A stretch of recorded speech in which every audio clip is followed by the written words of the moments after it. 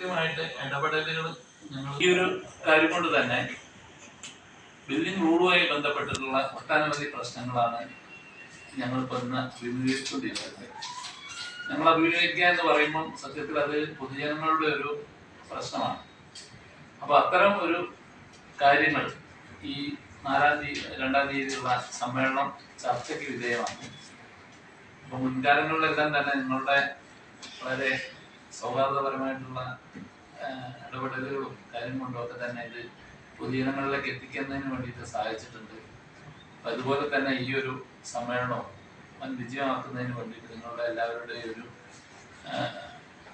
സഹകരണം ആവശ്യപ്പെട്ടുകൊണ്ട് ഞാൻ അതിൻ്റെ 2 വിഷയങ്ങളിലേക്ക് കിടക്കാം.